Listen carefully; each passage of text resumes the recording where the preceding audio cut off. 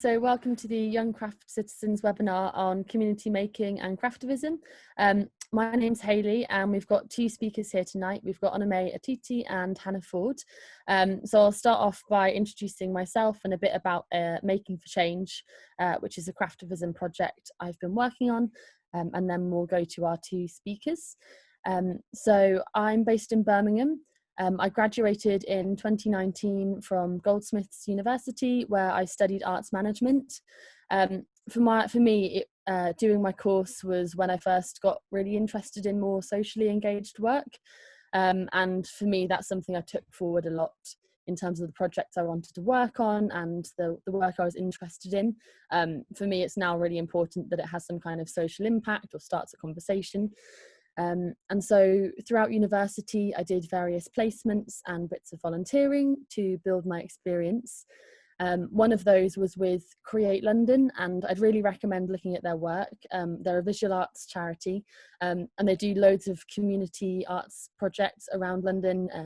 They have a really good range of different projects. And so for me, that was really inspiring to work with them and see how they delivered that work. So yeah, I'd really suggest looking at that. And then currently I've got a few different roles. I work in marketing for a theatre company. I'm also part of a new collective called The Juicy Bits, which looks at sex and relationships education in a creative way, sort of advocating for a more inclusive and holistic sex education for young people. And then this year I've also been working with Craftspace, who are in Birmingham, on the Making for Change Expo.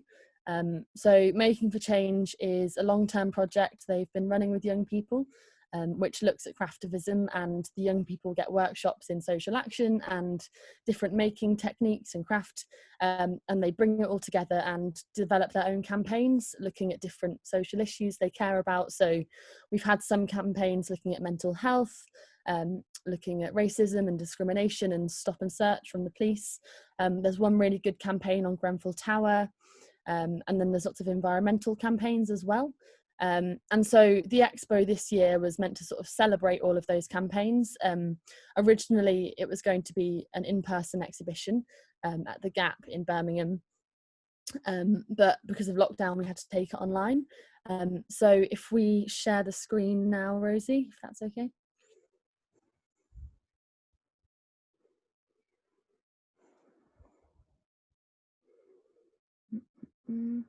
Yeah, so we can see the expo here. We ended up building a website as a replacement to the actual exhibition, which actually we think might work better in the long run because it will be a lot longer lasting than a one-off exhibition. And so if you go to explore the expo, you can see all of the different campaigns we've got. And if you go by campaign name, you can see all of the, if you click on where the actual image is. Yeah, that's got it. So you can see all of the different campaigns here if you scroll through. So creative success, actions over trends, which is looking at kind of performative activism on social media and how you can do it in a bit more of a purposeful way. You've got Be Friendly. There's a whole range of different campaigns on there. So I'd suggest after this, go through and look through in a bit more detail at all of those. And so for me, it was really exciting to see all of these different projects that had been done by teenagers, and they'd built up these really extensive campaigns, which had a life after the project as well. And then another part of the exhibition, if you scroll up to the top and go to Be a Craftivist, and then Manifesto. So we've got a series of videos from different makers, different artists, and different people involved in the project over the years, with all different perspectives on what craftivism is. And I think it really shows the depth of craftivism and how it can be so varied and so different for each individual. So you've got a really good sort of set of videos there with different ideas to kind of get you to think about what craftivism means to you. And then if you go to Make at the top, a really key part was having workshops around it. So originally the exhibition was going to do workshops with various groups. So Women's Aid, for example, was one of them. But so instead of that, we've now got a set of online tutorials that you can download. And the idea is that if you bring together then the campaigns, the making tutorials, the manifesto, you've got a really good toolkit to kind of think about your own craftivism and your own campaigns, or what issues you care about. So you can bring it all together and kind of use that as a toolkit for your own work and practice. And so I'd suggest going through and downloading some of these PDFs afterwards, because we worked with a few different artists. So we've got Selena Laverne Day, did the zine and patch tutorials, and yeah, we've just got a really good set of different projects available to look at on there. And we're going forwards, we're looking to have a bit more of a targeted approach, so working with youth groups and schools and encouraging people to have a bit more of a deeper engagement over a sort of longer term time period. Yeah, so that is Making for Change. I will now introduce, we've got Onome Otite, who is a textile artist in London, and we've got Hannah Ford. They both do lots of different projects with communities and craftivism. So Onome, if you'd like to introduce yourself. Work using mixed materials and sort of recycled fabrics. So as an artist, as well as sort of doing exhibitions and selling work and that kind of doing commissions and that sort of side of things, I also do workshops. And this can be through sort of schools, through galleries, through art institutions, just my own personal ones, just because I like to get community together, and my work is kind of about using textiles to explore different narratives, different stories. And so I kind of center my workshop sessions and activities around using different materials, using recycled fabrics, anything you can get your hands on, which has a meaning to you, which helps you express either who you are, or your background, or just anything really. Just using it as a tool to convey stories, to convey narrative, and just to bring communities together. So that's kind of the ethos of my workshops, in a sense. But most recently, I did a workshop program with Black Minds Matter UK, which is a charity that supports Black people with to get therapy sessions, providing sort of mental health resources. And this particular program was at the time with the sort of the Black Matter movement and George Floyd, and for me it was a reaction, because the charity is about sort of well-being, and I was just really concerned about Black people's mind. That, like, I was just, for me myself, I was tired, I was exhausted. A lot of sort of other Black friends and families, that we're all feeling the same. So I wanted to sort of bring artists, sort of like Black artists, together to bring these weekly sessions that sort of focuses your mind on making and being creative, because I feel as an artist that there's a therapeutic healing in making, in channeling your mind to be creative, and I kind of wanted to make these sessions about that, about bringing happiness and joy, which was so like far away at the time. So it was kind of a great project to work on. I haven't checked the views recently, but there were 6 of us, and so far there's been like 15,000 views, which just kind of shows like how much like this is needed. And also just to see Black artists in that space, and putting on workshops, which you don't often see either, which I think was just encouraging. So not not only for the communities that kind of needed that, but just for other Black creatives to see. And we kind of like created this community, which is what it is that I want to do with my work.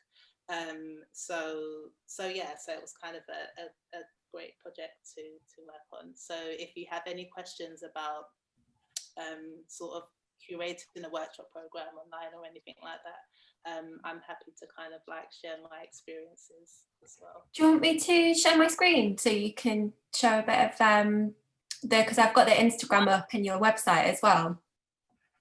Shall I do that? So I'll just scroll down. Can you remember when it? Oh, hang on. That was one of the workshops, wasn't it? If you go into their IGTV page. Oh, sweet. There we go. Yeah. So if you go down, yeah. So I'm pointing at the screen. Yeah, so we've got like a couple of them up. Basically, the ones that don't have the text titled on front. So we had the weaving textile workshop. There was natural dyeing with food waste, and then there's paper marbling as well. And then here's one I did with stenciling and making different patterns. And then we've got like a tote bag workshop, so using sort of different shapes and patterns, again based around Adinkra, which is Ghanaian sort of symbols, to sort of make a beautiful like tote bag. So they're very all different and quite simple activities as well. I didn't want anything that was too tasking, too hard, because then that would kind of defeat the whole object. And to kind of create what you can from home, because also at the time we were all in lockdown anyway. So they kind of had to be simple activities that were calming, that you could just sort of get into. And also we found that some people just enjoyed watching as well, which was nice. So we got a lot of comments about how soothing their voices were, and things like that, just to have them engaged, and just be present in a moment that was which just promoted positivity, with craft, with art, because that's kind of what it's meant to be. For me anyway, how I'd like to use it, and I wanted to share this, and particularly with Black Lives Matter as well, particularly with that platform, because just from my own experience with doing workshops, it was always people that either were artists or who knew about arts, or they were familiar with it. But with me, I was trying to target an audience who maybe didn't know about weaving, that they could create sort of a piece of woven artwork from pieces of thread that they had lying around the house, just to expose different communities to this type of healing was something that was important to me as well. So the collaboration with Black Lives Matter was kind of perfect. Awesome. I've just got your work up here as well. Oh. Just to show your practice, it's beautiful. So yeah, how much did I say? Probably not much. So I use different mixed materials, and like I said, I love storytelling and narrative. So for my first two series, I have used batik fabric, which is I'll say an African fabric, even though it's not really, but it's very familiar. It's a common sort of textiles that Africans wear. My family are from Nigeria, sorry. So for me, it was one of the type of textiles that surrounded me. So I have sort of many stories of social gatherings, of parties, of going to my mum to markets and seeing women dressed in these beautiful, colourful, bright clothes. So for me, it's kind of a celebration of this, a celebration of womanhood and costume and life and joy and positivity. And yeah, so I kind of use that to share that story. So yeah. Amazing. So Thank you.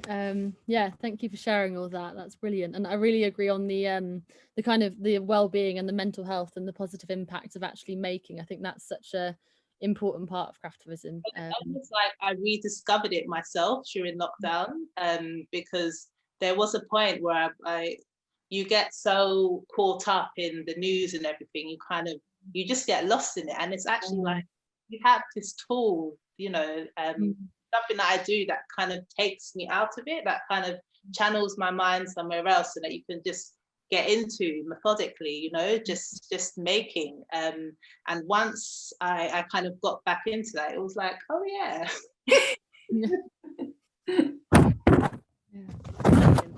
So, and then our other speaker tonight is Hannah Ford. So Hannah is a part of a community-led gallery, Invisible Numbers. So if you'd like to kind of introduce yourself and talk a bit more about your work, Hannah. Fantastic, thank you. Yeah, no, I'm a banner maker and co-founder of an art collective called Invisible Numbers. And out of that, we set up a gallery called 1B Window Gallery. And I think it's sort of resonating on what she was talking about, textiles, and for me making banners, because I come from a sort of very textile based family, and also I had a period of time when it was sort of between being off work and looking for work and thinking about what would I do, and sort of the textile thing always resonated. And I think, as you say, it's a sort of way of connecting yourself with what you feel is true to you and how to express yourself. So I think it was quite a few years ago, and I was sort of again getting irate with sort of political climate, as we are again now, and that making banners was something that was therapeutic to me. And also in terms of the fabric, when I was thinking about what I needed to use, it was an expensive thing to do. I mean, getting fabric is really expensive, or buying it. And so I made a call out to people where I live in Waltham Forest in London. It's a borough in London. And the responses were amazing, and it was just, yeah, let's do this together. I'll supply you with fabric. And then on from that, it sort of led onto other projects. There were sort of communities out there that wanted to help each other. So do you want to just show the slides, and then I can kind of talk through what you want to do? Hannah, would you mind sharing your screen actually? Is that all right? Okay, this is techno savvy time. Let's have a look. Okay, here we go. I need to let you do it. I'm doing it. I'm going to do it the advanced way. I have to wait. Yeah, bear with me. They're testing me now, my skills. Hold on. Let me just scroll this down. Oops. Right, can you see that? Yeah. Brilliant. Okay. So that's just the title. So yeah, just a quick run through. So on this is what I do when I'm not at my day job. So so on the left is if that's showing your left is the window gallery. I can talk a bit more about that at the end. And on the right is a banner that I was commissioned to make for West Walthamstow Labour Party. That came out of a really random phone call from Momentum that called me, because Waltham Forest is very politically active. Labour Party is very large here, and so is Momentum. So they called, and I just said, "Do you fancy? Could I make you a banner?" They called back and said, "Yeah, all right then." And it was just literally like that, because I've been making stuff, and I just thought I've just got to kind of say something. So that came out of a really nice relationship, and obviously that was straight onto the streets in the sort of political campaigning then. What I started with was banners that was all about sort of political climate at the time. So I try and tell stories in my work, sort of mainly political in nature. I guess it could be a form of craft activism, but it's a kind of form of communication for supporting organised protests or local causes. You know, the borough of Waltham Forest, where I come from, where I live, is, you know, a hotbed of activism. You know, it's the foundation of socialism laid here by William Morris, and later other organisations like Rock Against Racism and the Stand Up for Racism movement is very loud and clear here, which is sorry, I'm just kind of moving on. And then I use the format of banner as kind of a canvas. As I said, I use reclaimed fabric, apply different methodologies, applique, cross stitch, machine embroidery, painted textiles. And it is the process for me that is very therapeutic, and that's the most important thing for me. And from that, everything is kind of, you know, sort of, you know, adds to opportunities, whether it's doing workshops and, you know, sort of sharing skills swap and things like that, and really learning from each other. And then on the right is a current project I'm working on. There's another organisation called Women Activists of East London. It's a current commission that's celebrating the incredible plight of women, from suffragettes to social media activists, who over the last 140 years have been campaigning for women's rights and their working conditions. And then this was in 2018. I'm sure some of you might be aware about the whole artichoke processions around the country and in London. So I was invited to host some workshops with groups that already had designs on the table, but they wanted these workshops, and that was through Artichoke, to enable their vision to become banners, which they promptly took on the march. And that was great, because that was literally just enabling them to sort of, you know, carry out their vision for what they wanted to achieve and what they wanted to communicate. Moving on to the next. And then this came out of work that I'd already done, some banners that, and also I think talking about mentors in this whole process. So I really wanted to sort of connect with other banner makers, and just literally emailed, there's a banner maker called Ed Hall, who's been around for quite a few years, that makes political banners for lots and lots of organisations and labour and unionist activities. So I just called him, and he worked with Jemmy Della, people like that. And I just emailed him saying, look, I really would love to connect with you. I need a bit of mentoring. And he just came and said, yeah, sure, I'll come see you. You know, it's just making those phone calls and sort of trying to connect. So together we had an exhibition in Liberty Hall in Dublin, which is another union building. And then I ran some workshops with MA students after that, which happened to be at the time of the repeal of the 8th Amendment vote on abortion law. It was incredible. And the students, literally took part, and they pinned these banners on the back of their jackets and walked out to the streets. And, you know, they were literally there just protesting. On a very local level. So when I started collecting fabric to make banners, I realized that a lot of people in the borough had a lot to give. There was a lot of fabric, and there's a lot of makers, a lot of small makers, and they were wanting to donate all this stuff. So I had been looking at organisations. I was trying to sort of connect with organisations that were looking at reclaimed materials, and came across another local organisation called Forest Recycling Project, and they work with wood and paint and community groups together to upskill local people that are seen as marginalised, whether they're vulnerable adults or students that may not have been in employment for a long time, and they wanted to skill share or upskill. So I came to them and said, how about having another pathway, they call it, with fabric?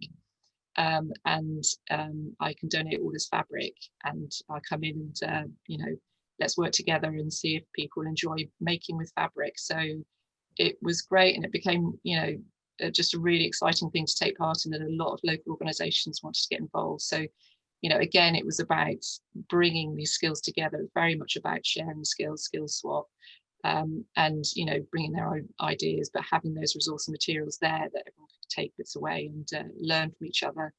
And then while I was doing that, I had to take on volunteers to work with me. So it's teaching them to sew, just a real sort of like soft skills and about communication, and even just turning up for the day and being there on time and feeling proud of just completing something at the end of their sessions. And then the first person that volunteered with me, she was so brilliant that it was this sort of time where I just thought, right, you can take over this role as the mentor, hand that baton on. which is kind of seemingly approach that I take now with what I do, is about sort of, it feels like, you know, you create a platform and then you hand the baton on, and just, you know, really going for those kind of skill swaps ideas. Another project I've done is in terms of different types of activities that are kind of very low tech, was the Mega Cross Stitch Challenge, which was hosted at the Barbican's annual Walthamstow garden party. Again, this was with the Forest Recycling Project, and we just made these massive gates with sort of garden, you know, screens, and just invited people to try and complete their own cross stitch motifs. And it was great. And then with this organisation we're working with, we delivered the panels to a local community centre in Epping, so they could decorate the side of their building.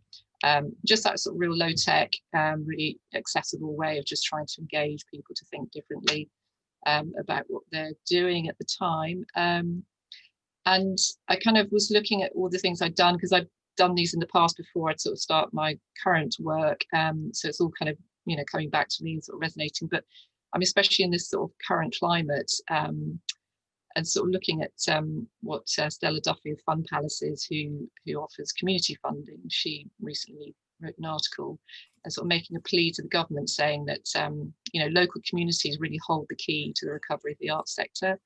You know, that is about the community-led engagement, it's the grassroots side of the culture sector, and, you know, working in and of the community by locals themselves is like the real nub of what is going to really, you know, rescue us. It's not just those sort of crown jewels in the centre of London. Then finally, this 1B window gallery, just complete fluke. It was serendipity at the time. I live nearby this disused power station, and it had this sort of shop front that had been sort of derelict for about 20 years. And it sort of gradually, the sort of, you know, they were having different generation projects around the area, and then this thing became the sort of the eyesore of the whole thing. And I was working with a small arts organisation at the time, and they were talking to the regeneration team at Waltham Forest, and with Invisible Numbers and Art Collective, Loose Art Collective, we just said, look, what about window gallery? We'd seen something similar somewhere else, and it's like, we can't use it at a shop, we've got no services, well, why can't we just put artwork in there? And they just said, yeah, let's try and go for it. And it really took about 2 years of effort to get, you know, everyone behind the project, of local community groups, you know, just in terms of the building owners, it was a massive organisation, the UK Power Networks. It was another local funding pot that arrived, sort of community funding, and the Waltham Forest Council themselves. And I think most councils these days, I mean, I was looking online recently, if you're looking for community fund, you know, really sort of small scale projects that if you want to make, you know, if you want to kind of find funding pots to do things, they are really looking for people out there to come to them with projects that can really affect change locally, and just engage locals and just empower them. And they're if you type in, you know, your council, local council community fund, you will see there's pots of funds there for activities like this, especially in this climate now. You'd be surprised there are funds to do these small activities. So it was a real learning curve, and it took 2 years of pushing and campaigning, going to press and say, look, you know, I don't quite know why we did it, we just did it. It just became a sort of, you know, thing that we just had to do. And then suddenly, after 2 years, it all just came together in 2 months. They just transformed it, said, yeah, just do it. I mean, I think it was because the London Borough culture was happening in Waltham Forest. It's Sadiq Khan's sort of project, and so they just thought, yeah, let's do it, because otherwise, you know, it's just gonna be this eyesore. So yeah, it would just happen very quickly, and the councillor just turned up and said, you know, I need a photo op, it needs to get done. So it's just like, let's get a show in there. But what was brilliant about this is that it wasn't actually part of the culture team, it's a part of the regeneration team, and so the regeneration team just said, do what you want. I mean, it was a volunteering type of exercise, and I recognise that has sort of issues that comes with it. But eventually, we just thought we'll just take it and do it as long as we can. If it feels right for us, if we're happy doing it, we'll continue to do it. If we're not happy doing it, we can stop. There was absolutely no agenda from the council to tell us what to do. You know, we don't have to pay anything to do it. We can just try and get small pockets of funding to pay for the programming. So it's an incredible opportunity of hands-off. You know, the borough the culture team just don't have any looking. They're not saying you need to curate this or you have an agenda of this. But we do have a kind of remit, which is, you know, it's community based, it's local artists, it's, you know, trying to engage with, you know, themes that are kind of relevant. So it's not complete sort of, you know, fantasy. And so part of our program last year, you know, we invite curators to take over, and there were local curators. And Dark Yellow Dot was one of those arts platforms that took over. With the show on the left called Unpublished Voices by Yoko Emerson, who put in these wonderful textiles and statements about making a change. And there was a real synergy with what we were doing, what we were feeling and thinking about.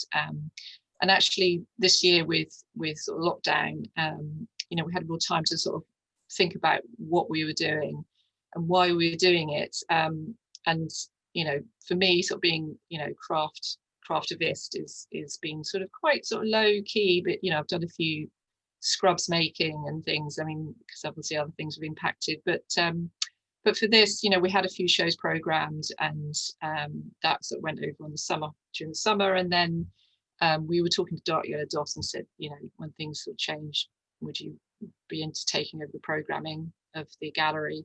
And that came to fruition, which was fantastic. So yeah, so Lauren Little, who runs Dark Yellow Dot, is taking over the programming as of September this year. So I say watch this space. So yeah, it's great to have another sort of platform takeover. So that's me. Great. Thank you. So I'm going to stop sharing. How do I do that? There we go. Back in the room. Great. Yeah, thank you. Seems like you've got a really great range of projects and expertise to draw from there. So if we start off with the questions then, so we've got loads of really great questions that have been sent through. A few of them are around this, just advice about sort of starting out. So if both of you, do you have any advice for a young artist who's starting out, wants to get involved in socially engaged practice? What kind of steps should they take, and how should they take that first initial step? If Onome, did you want to start with that one? I was gonna get you to go first, actually. Yeah. Please go first. Do you want me to say something and then you've got time to kind of interject? I think starting out, I think if it's about, you know, for me about activism or craftivism, it's just to really have a really simple idea for an initial campaign. Just keep it really simple. And obviously, you know, in the current situation, you know, I'm really impressed by Onome that's managed to be so proactive during lockdown.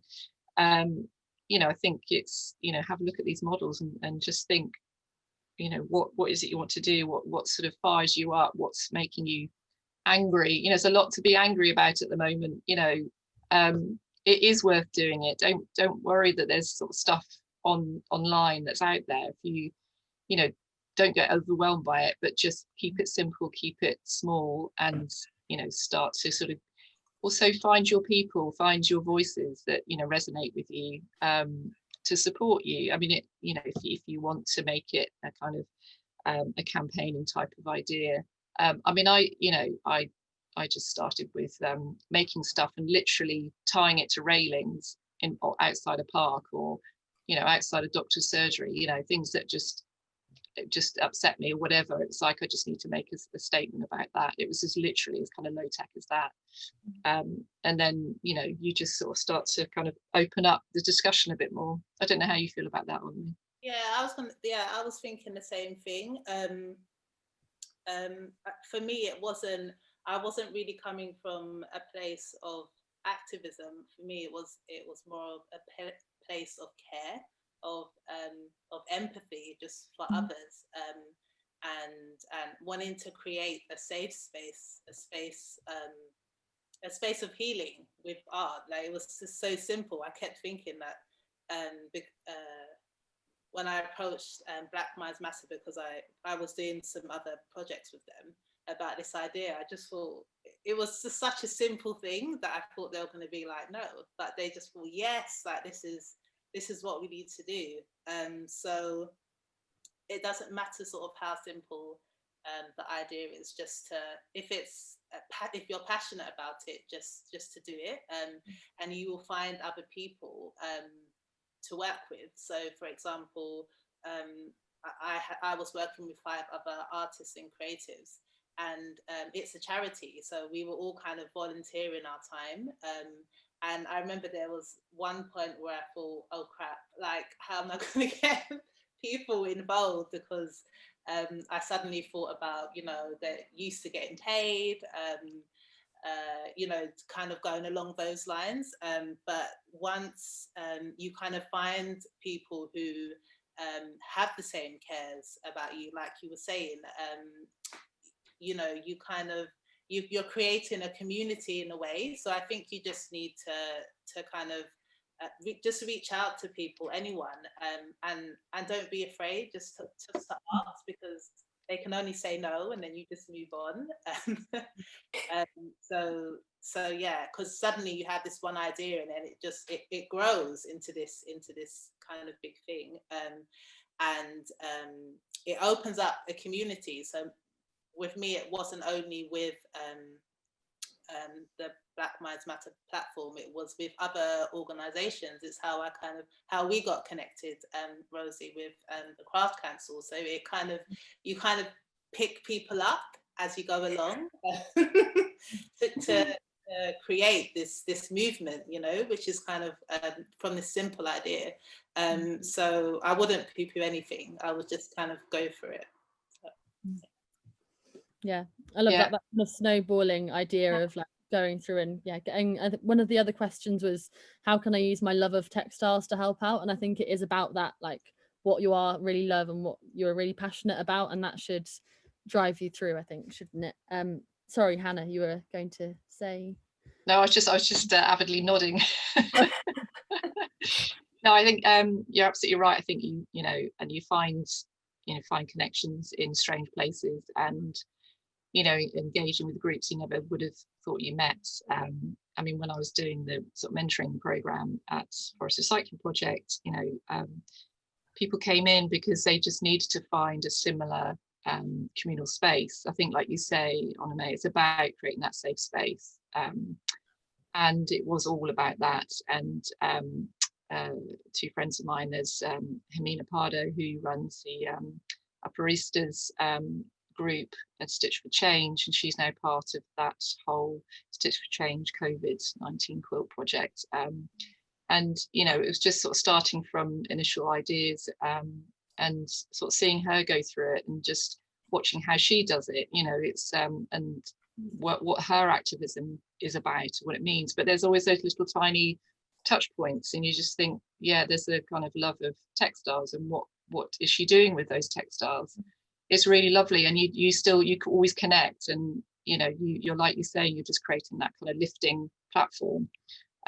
You know, and the fact that the work she's doing now is, you know, it's going to be exhibited at Delaware Pavilion at the end of the year, because it's so important and so, you know, interesting. And you know, she goes to the Chilean embassy and campaigns outside, you know, for the kind of, you know, lost people from Chile under the Pinochet regime. You know, it's just, I never would have touched or crossed her path had I not done something with fabric. So yeah, I just, like you say, just start.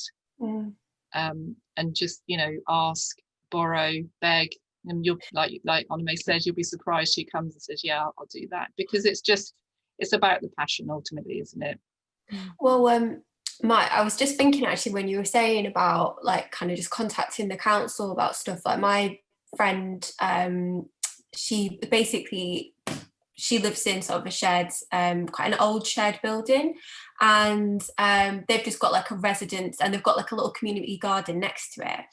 but there's been a big development that's been put in right next to it, and they're going to start building. They just put this really kind of oppressive big sort of hoarding all around the community garden.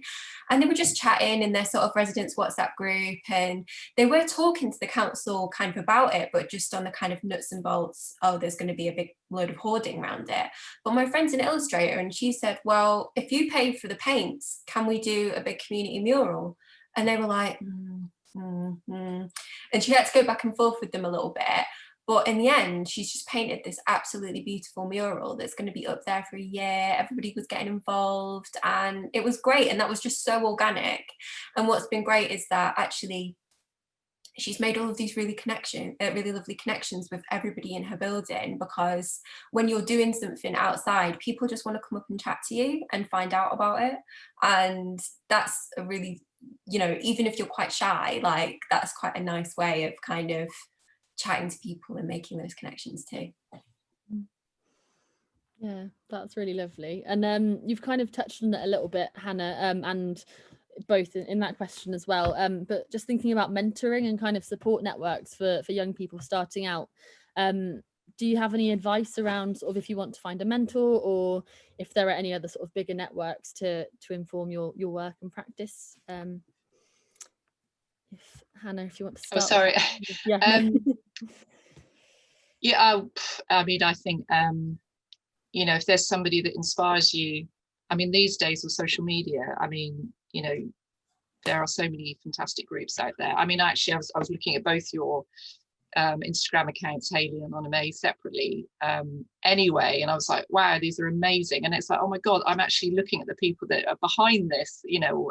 It's just, you know, but it's like, just do reach out to those people if that's just, and just being asking someone to be your mentor is, you know, I mean, I've mentored people, but also, you know, I've had mentors throughout my life, and it's really important, even when you know, I don't know, you sort of carry on through life as old as you get. It's so important to have a, you know, somebody that can mentor you, you know, whether they're older or younger, whatever.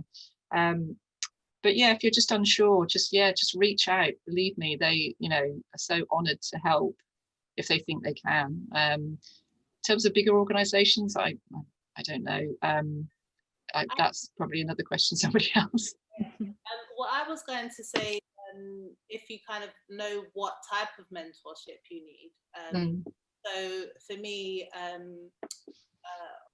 when I kind of started, I kind of went down a business route with the Prince's Trust, and they help young people who want to start a business in anything, in art, if you're doing product design, services, anything. They kind of provide you with mentorship, in a sense of helping you to upskill you, give you the business skills you need to develop this idea. And they don't only do business mentorship, they do kind of like community and support programs as well. So I would recommend them if you were kind of going down a business route. And then just have a look out for different sort of like arts organizations, and you know, a lot of them have sort of like different programs, different art programs. I know the Craft Council has one as well. So there are as well as people, there are kind of organizations that support in terms of sort of art mentorship or creative mentorship. So just once you've kind of pinned down what kind of mentorship you're looking for, then you can kind of start from there. So yeah, that's what I was going to add. Yeah, and so I mean, like the Making for Change program as well, each year that's you know, one of the campaigns, she took her campaign to Slovenia, I think, afterwards, and so she had a mentor through it, and she really sort of grew her Craftivist campaign as well. So yeah, I think that's a really good example as well of an actual arts organisation. And so I think if we move on now to sort of building relationships with communities, and in your work, how do you work in partnership with communities? I think, you know, sometimes people think there's a bit of a risk of sort of parachuting in and then leaving it and just doing a short-term project. So how do you work in partnership with them through your projects? For me, I kind of have is it testicles? I kind of tentacles. You're sharing. Tentacles, yes. I kind of work with anyone who kind of wants to bring communities together. So whether that's with schools, whether it's with the Black Minds Matter, who has people with platforms. Just I think with the word community, you can kind of automatically think about like community centres and you know, those sort of places, but really community is anyone, everyone, and you can get them from organisations, from places that you didn't even think about. I think is what I'm trying to get at, is not to limit your mind basically on the obvious. So the community centres and the libraries, which are great, but there are places like schools that, you know, that teachers that they're yearning for this kind of experience of craftivism, of working with artists. So I guess I'm saying don't always go for the obvious. I don't even know if I've answered the question, but don't put down maybe a big organisation who is looking for a way to reach others, because that could also be a good way in as well. Do you know? I don't know if I've made any sense. But yeah. No, it makes perfect sense. Yeah. And Hannah, did you have any thoughts on that? Yeah, and I think just reiterate what Onome said about, you know, the different types of communities, and actually they come with the need in what they want to express that you've, you know, that you offer. And obviously there's different types of participation. As you say, there's a sort of helicopter approach, or there's a sort of, you know, co-creation approach. And yeah, you just have to be mindful of what you're trying to get out of that activity, and what you're offering. You know, so, you know, the sort of mentoring program I did, that was working with the community, but it's, you know, small scale, might be 3 people a day over a, you know, course of a month. Or you go out and do workshops and you realize it's, you know, a 3-hour afternoon session, but you're providing all the materials and you're being quite clear that this is about, you know, making a pillowcase, you know, or maybe a cushion cover, whatever, but, you know, give you the materials and we'll teach you how to, you know, applique, whatever. And you're really surprised at who turns up and what they want to do with it. And often it is about having a space, safe space to connect and heal, or talk, you know, have a cup of tea, just really simple, just having a chat, you know, and just being able to listen to them. And that's being really mindful about when you do those community organisation activities, you know, being mindful of what people bring to the table, and also what skills share that they can offer. And then you do the things, you know, like at the Barbican Walthamstow garden party that I did, you know, that was very much like, here it is, just come do something, you know, don't have time to really think about who you are, but you're just sort of creating something creative and you're just making kind of a splash and then you disappear. You know, it's a bit like doing a festival, isn't it? You just kind of, woo-hoo, and then you're off again. And you're not really sort of, engaging on a deeper level. So yeah, I think it's just really thinking about what you're trying to achieve, what you... And I was also just gonna jump in and say, just to be mindful on who it is, like, not to get stuck in, not to get caught up in having this big, like, you're working with so many people, like you were saying, it could be 3 people, it could be 5, it could be 10, it could be, you know, like, I think when you're passionate about what it is that you're doing, like, you don't care who, like even if it's just one person, you can just both be sitting there and doing, you know, it be doing this thing. I think sometimes we get caught up in the numbers. I think when you start heading down that route already, the subject is lost, like the matter of what you're doing is lost. It should just be, you know, community is about being somebody. So if you're not by yourself, we're just with one other person, that's a small community, you know. You're both sharing a love of this thing and connect. That's such a lovely way of looking at it. I love that, like not getting caught up in the numbers. I think if you run things like that, there's always that horrible sickly feeling of like, oh, who's going to turn up? Is it just going to be me and one other person? And sometimes that's lovely. Like I've had some really lovely things where like I was volunteering at Crisis for Christmas and I did like some nice crafty activities there, and it was just me and one bloke just making Christmas cards, chatting, and it was great. I had a brilliant time. I think he had an all right time. I think one thing that I'd quite like to add around, particularly with working with communities and sort of safeguarding, I think sometimes we can go into a situation, especially if we're quite passionate about the subject matter, with an expectation of you know, sometimes you can go into something with like, I'm going to do this amazing thing and everybody's going to love it and everyone's going to be super engaged and and even if you have a lived experience of something, that might not be the case. So I had something that I did last year. I was volunteering for a women's domestic violence charity. I have lived experience of that. I grew up with it, so I thought, okay, yeah, I know about this. I've got all of the knowledge. I know what it's going to be like. No, I didn't. So I went in and I was so almost blinkered by my own perception that I had knowledge of a subject that I didn't think to myself that the women would need so much more time to open up and feel comfortable. And I was doing an embroidery course with them, but I hadn't considered that their hands would be shaky. And that actually we spent the entire first session just being, you know, getting to the point where we could thread needles.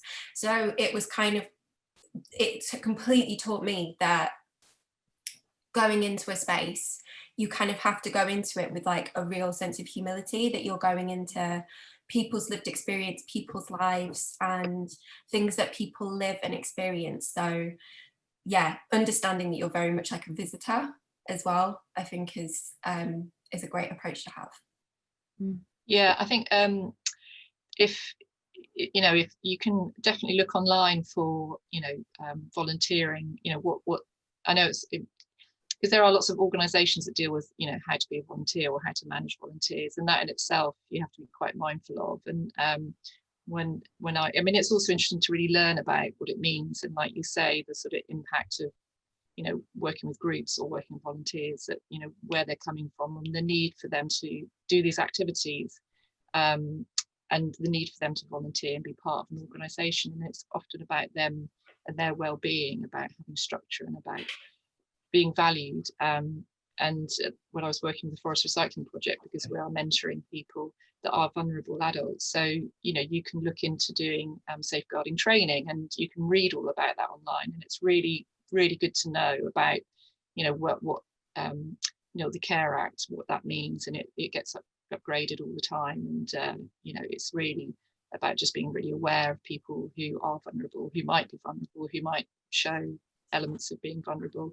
And also when they come along to do these activities, you think, if you're running it over a period of time, you might see that 1 week they're just sitting there and they just want to talk, but they're not making. And that's as important as being there making, as you say, Rosie. They might be shaking hands with it. It's just those things. You just have to let it be. You just have to be really mindful of what people want to be there for, and the fact they've turned up is a massive, fantastic thing they've done. They've actually turned up in itself is just to be really aware of that. That's real accomplishment for some people.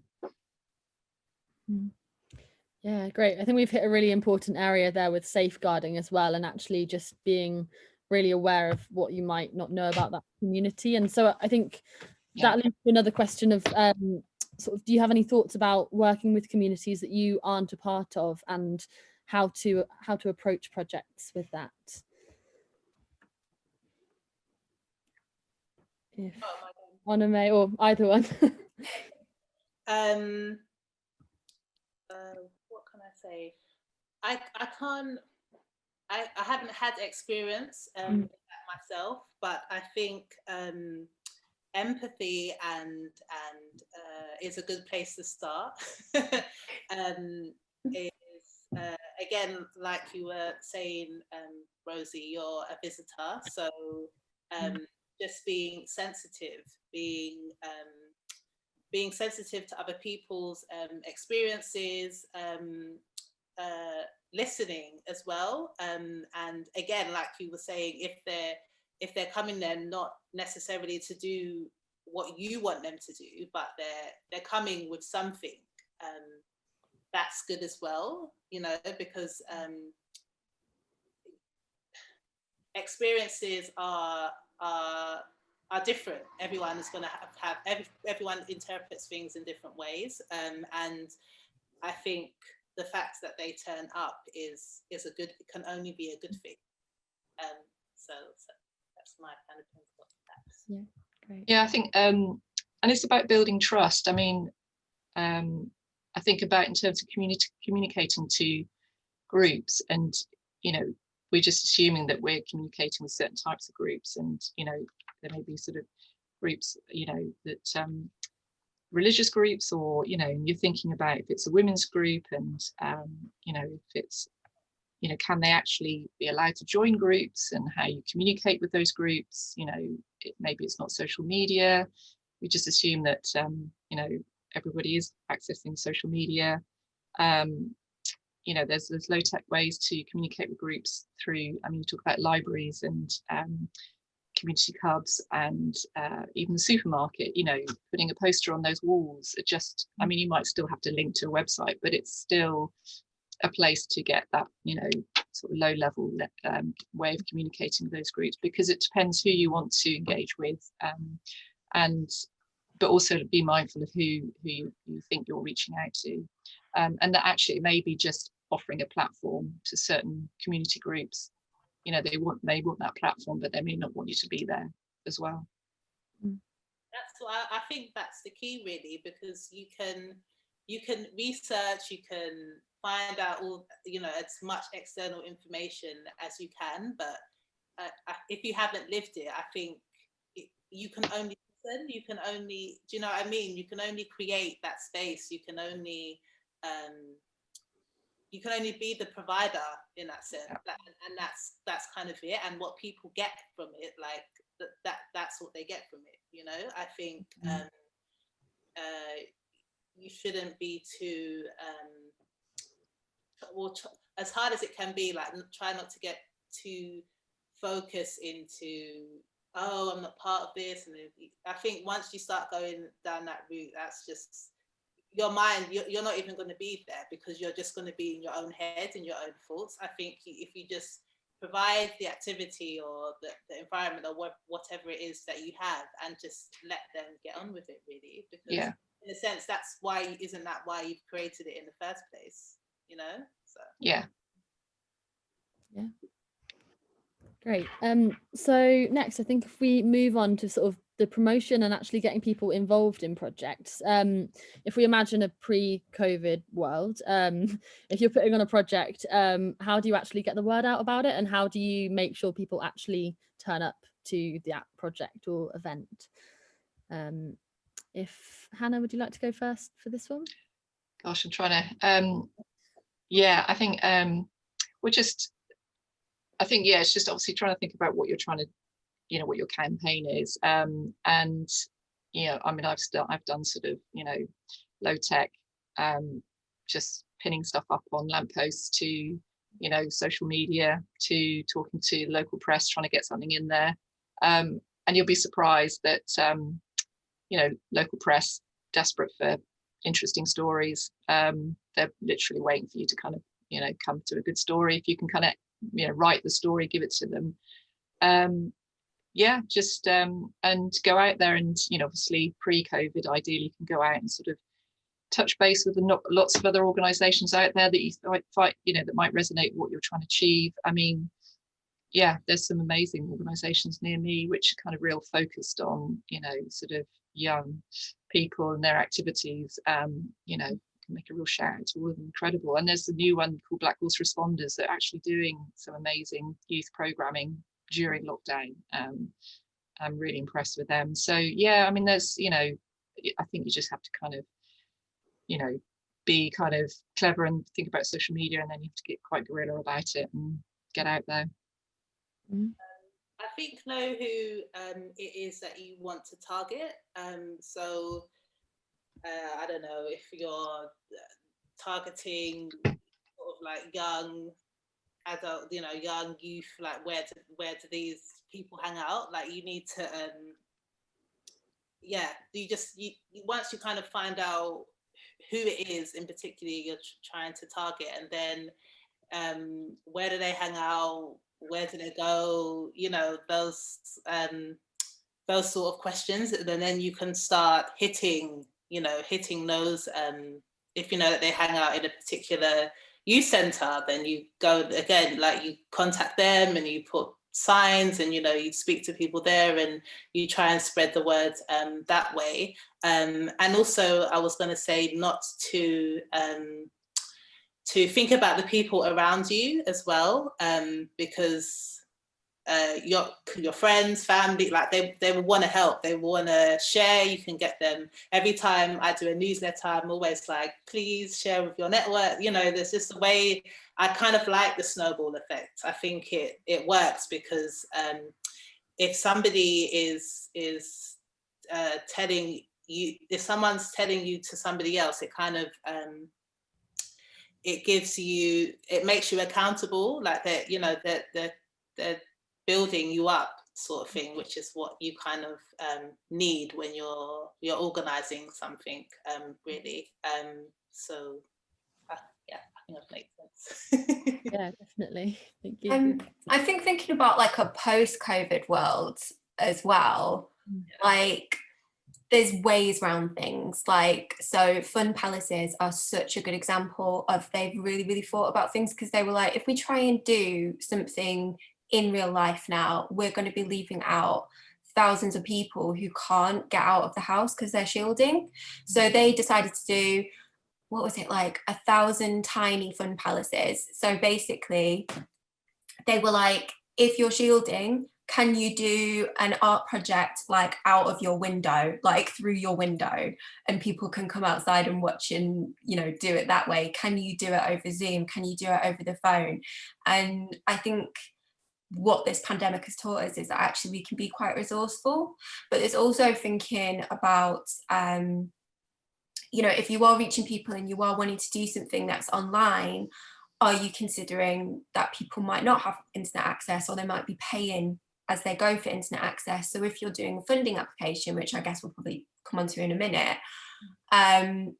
you can put into your funding application covering, if you want to do a project with like local young people, you could say, right, I'll pay for your internet for this time. So that's a perfectly all right thing to put in your funding application. And thinking about all of those kind of practical nuts and bolts are kind of the ways that you can build those bridges and reach people and make sure that people can get involved. Sometimes when you're planning something, one of the best things to do is go, what's stopping people getting involved? Yeah. And that's how you reach people, because you're taking away the kind of reasons that people go, oh, I can't do that. So yeah, brilliant. And then that kind of connects to thinking about after the pandemic, has COVID had an impact on how you use social media for your projects? That might relate obviously a bit more to the sort of Black Minds Matter workshops, but also more generally. Yeah, definitely. I mean, everything's video now. Yeah, so I do a lot of posts, a lot of features where I'm speaking, because everyone kind of has this need to, you want to get even more. Pictures are not enough. You need to I don't know, they need to hear you, they need to see you all at once, you know, creating an atmosphere, I guess. So For me, I do kind of like a lot of filming in my studio. All of the workshops were done at the artist's, either at the artist studio or at home. Yeah, so kind of lots more speaking, just kind of having to get over it. Lots of Insta lives, and trying to include video and things like websites and newsletters, and just because it's just what people want at the most, not even want, what they need, what they're kind of craving. Even for me, like hearing things, seeing things, it's just it brings you, it's just that sense of community kind of brings you closer, which is kind of what we're all kind of craving at the moment. So. Did you have any thoughts on that, Hannah?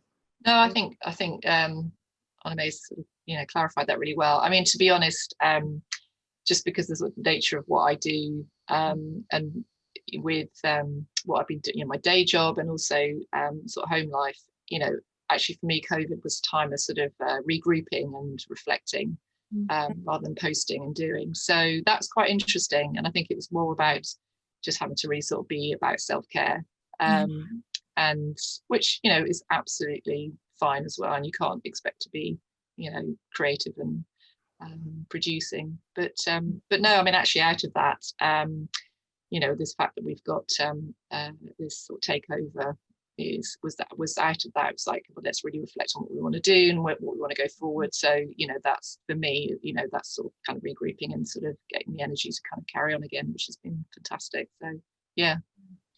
I think there's something in that, isn't there, that actually I think there was such a flurry of stuff that happened in the last few months that you can feel this real, like, almost paralyzing pressure to go, I've got to do something, and I totally hear what you're saying, Hannah, because I had crowdfunded for a youth program that I was running outside of work, and I'd got my money in March, and then I was ready to sort of launch it in May.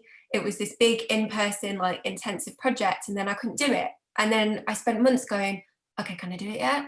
Emailing people, been like, so it's sort of easy in a bit, can I use your space? And they were like, no, we're closed. And I was like, I've got this, I need to do something. And in the end, I thought, well, do you know what? I've worked really hard to crowdfund this for my project. And actually, if I need to step back and just wait and see the lay of the land, I would rather do that. And actually what's been really nice is that it's put me in a completely different direction. And I've really thought about who I'm including, who I'm not including. And actually I decided that to do something in person is going to exclude people who can't attend because they're shielding, because maybe they're a key worker, they've got to work, they've got to cover their costs. So, and it also means that I can't reach people from like rural areas of England as well. So actually I've decided to move my project completely digital and approach it in a way that I've never really done before. So, but it took months to come to that decision of me just sat there going, oh my gosh, what am I going to do? And you do feel a bit weird about it. Good points. I think one, kind of knowing when to take a step back and really think, and if you need that time to do that, then take the time to do that. And then on the other hand, if you want to restructure your plan, I think, and be in reaction to that, I think that's good as well. I don't think there's a right or wrong answer. I think it's just your reaction, and your reaction is what it is, Definitely.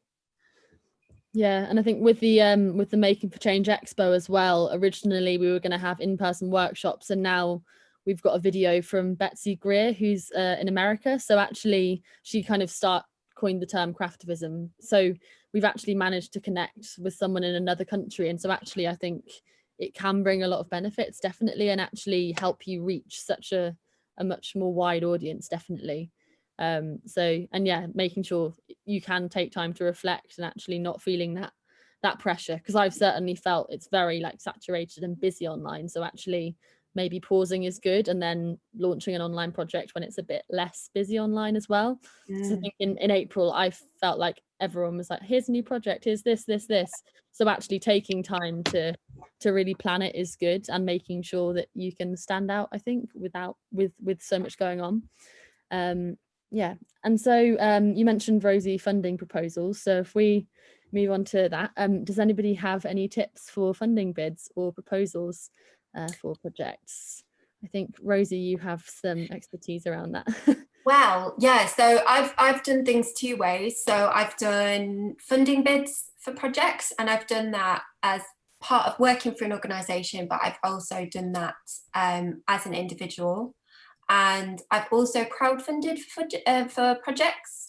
If you're crowdfunding, I would say people are not as annoyed with you sharing it as you think they are. Because I'm not normally the type of person that would ever say, please donate to my thing. And I felt so much anxiety about sharing stuff and going, oh, can you donate? Can you do this? And like, it's fine. Like, if you're doing it, I would say pick your time. I did a crowdfunding program that I thought was a one-off, and I didn't realize that it was rolling. I ended up doing it before Christmas and just after, i.e. the time when people are not into donating to your crowdfunder, but I still managed to raise enough to run a short pilot of my project, which was great. The second thing is, so I would absolutely echo what Hannah said. I think go to your council, tell them what you want to do, and say what small grants are available, what funding is available. You'll find that there's a lot of kind of small funds popping up on social media. I would follow places like the White Cube, Creative Debuts have a great little funding stream that they're doing. Really nice, informal, 500 quid a pop. You can do a little workshop with that, get yourself started. Absolutely looking, you'd be surprised at what kind of pops up. Twitter is an amazing place to find funding, particularly if you're an individual. Following local kind of youth programs, community centres, social enterprise charities, Unlimited, or you could Google local social enterprise charities. I think that would be a good idea. And also local councils. If you're just sort of scrolling through on a day-to-day basis, you'll generally find that people are like, oh, small pots of funding available for this, that, or the other. They're great little starter things because they're pretty simple to apply for. They don't generally ask a lot of information from you, and there isn't a lot of kind of infrastructure. If you're sort of wanting to do a slightly bigger project, there's things like the Big Lottery Fund, which are well worth applying for. The only problem with that is you need to be a tiny bit more official, but it's not as scary as you think. You basically just need to have a joint bank account with somebody and have a person that's like not related to you to be your kind of co-signatory of it. What I would recommend with funding applications is to look at who is funding and look at what their priorities are. So at the moment, most funders will be looking for things that are community-led. So you need to prove to them that you have talked to your community and identified that this is what they want to do, and they actually want you to do it.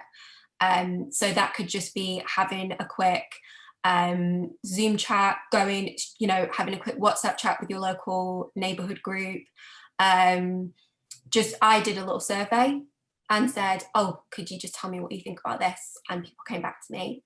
And then also, a lot of people will want to know that you're responding to pressures that COVID has brought. Now, a lot of people think that they're going to be really kind of practical things, but actually, two of the things that funders are really kind of looking for at the moment are improving people's mental health and well-being, and also providing employment opportunities as well.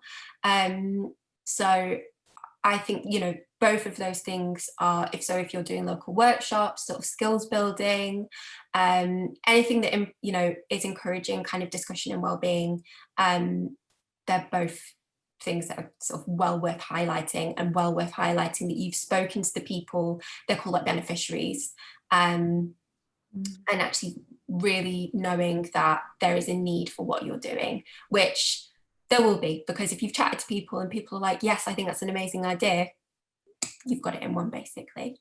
So yeah, did anyone else have any suggestions? I mean, just to echo that, I think it's brilliant, Rosie, really, really useful. Yeah, and also that, you know, contacting your local council, you know, they're not monsters behind a screen. They are people, and, you know, you can phone them, email them, and, you know, have a chat, you know, have that dialogue, and develop, you know, even if it is for, you know, 500 quid sort of starting pot, where you don't have to kind of give them a massive report on what you've done. But it's just about making a difference to your neighbourhood. You know, like I said before, it's like you can just type in the name of the local council plus community grant, and you'll see most councils across the country have community grants on offer from 500 quid up. And they really, really want you to apply, because, you know, that's what they need to do to show what they're doing, and where their funding is going. So yeah, they're you know, they're incredibly approachable. You know, don't be surprised. I'm sort of going through my little notebook from when I chatted to the lady at the Big Lottery Fund to try and find more tips. She'd written a whole like thing of why things get rejected, and I've lost it. Sorry. That's another tip though, Rosie, is that don't be too upset if you get rejected. Oh, it happens all the time. It does. A lot of it, the reasons that you basically get rejected are you haven't hit one of their aims, you've got an unrealistic timescale, or that you can't really account for what you're kind of budgeting for. So you need to have everything added up. So if you've got 100 quid for this, 95 quid 99 for that, 37 quid, don't just round it up to 250 or whatever that adds up to, because they'll go, hang on, these people don't know their maths. Also, write your application in a Word document first, make sure it's all spell checked and everything. And also just be really concise as well. Don't ramble on. If you want to sort of do bullet points and then turn that into a paragraph, that's often better, because you get all of your information and you're not like writing these long wordy sentences, because people ultimately just want to know what you're doing, why you're doing it, what the benefit is, and who you're going to benefit. If they know that, they're happy. It doesn't need to be War and Peace or any other long book. Just was going to add to get somebody else to read it. Yeah, just to get someone else to read the draft as well, because they might have other things to add. They might say, actually, this doesn't make any sense, and, you know, kind of help you in that way. Absolutely, yeah, I totally agree with that.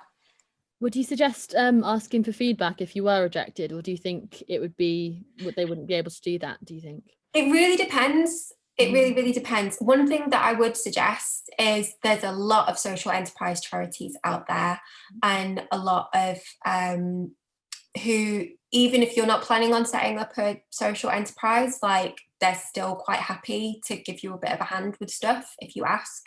So I'm part of a group that works with kind of young people based in East London that have lived experience and want to make change in their communities. And the lady who runs it is incredibly generous with her time. And she basically, if you turn up to the stuff that she offers, she's more than happy to read through your funding applications for you. And yeah, there's a lot of people like that, kind of real gems knocking around that want to help and want to see you do well and want to see you make change in your community. So it's sort of, if you don't ask, don't get type of thing. I'm just conscious that we're at 7 minutes too. So should we do one more question and then round up? Yeah, let's.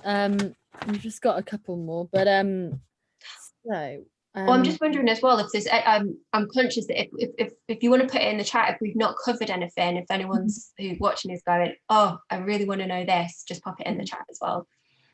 Yeah. I'll just have a look. What shall we do? So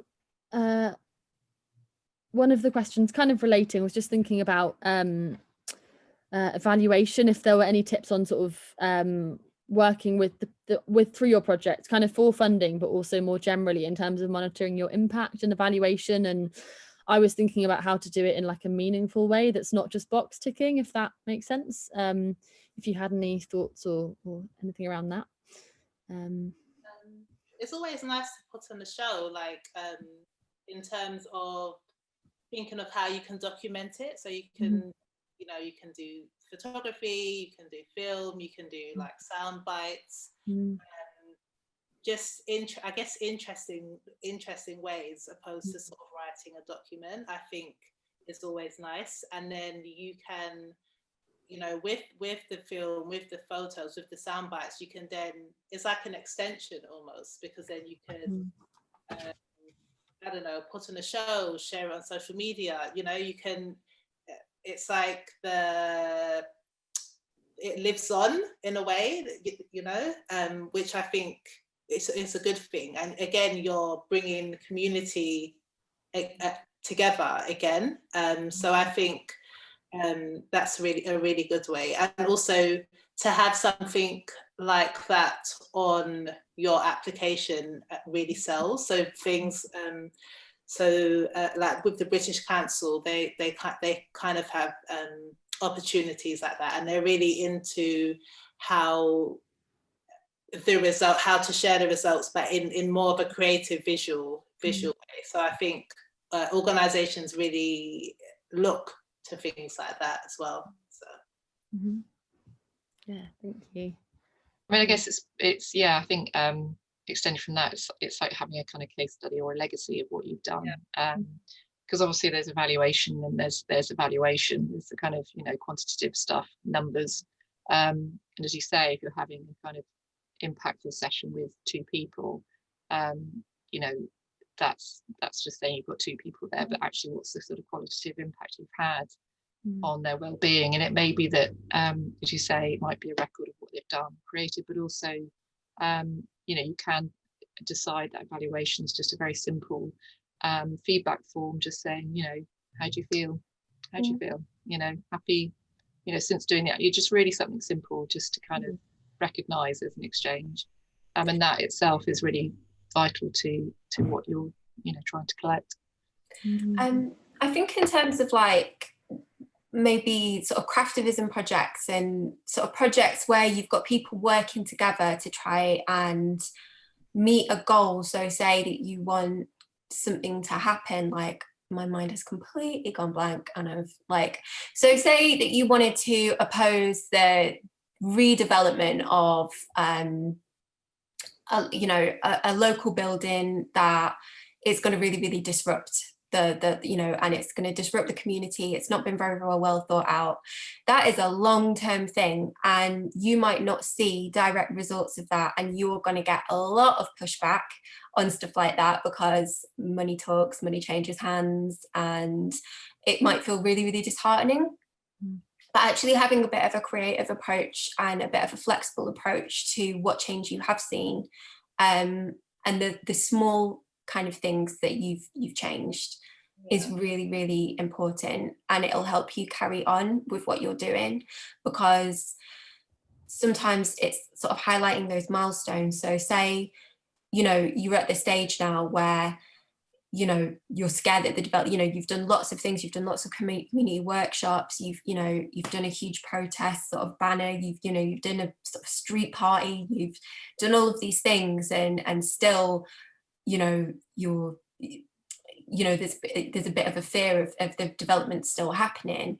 What you have done there is got the community talking about it, brought the community together to realise what the value is of where they live and what they do and what they bring to that community. You've got on people's radars as well, and maybe the developers themselves may start to open up to have a conversation and say, oh, hang on, okay, well, can we have a chat to you about maybe finding a solution here? Like, maybe we need to do some consultation with you guys. And it's actually just showing that visibility and showing you care and showing that you're actually a vocal people that will that will speak up when something that you don't think is right is happening. And that even just showing up is, particularly with those kind of things, is a win in and of itself, because it's so easy to go, oh, that's happening, I hate that it's happening, I'm not going to do anything about it. So the fact that you've done one thing is a win in itself. I hope that makes sense. I started rambling there, I'm sorry. No, does make sense. You know? Sorry? I was just going to say, taking the small wins. Yeah. Add up. They all add up. Exactly. And then you might, sorry, go on. Oh, no, go ahead, Hannah. No, I think it's about, trying to work out what your objective is, I guess. And it may, like you say, it may come out of those small wins where you go, actually, the objective is this. And then you can start to answer your own sort of questions, I guess. Yeah, I think it's 8 o'clock. So what should we do? Should we? Do you reckon we've covered everything? I think so. We did have a few more questions, but I think we've covered quite a range of different things. So we could do a couple more, or we could wrap up on. What do you think? I think what might be quite good is, because I'll be sending an email around afterwards, we could probably just afterwards sort of come up with a couple of bullet points, sort of top tips for any of the questions we've got missing, and then I can sort of email them round. Yeah. That would be a good idea. Yeah, I think so. It's not many left. I think we've covered a pretty comprehensive set of comprehensive overview. Yeah, it's been really insightful to hear from everyone and hear about all your projects. So yeah, it's been great to talk to you all today. Thank you for that. Yeah, and thank you all for coming. Yeah, so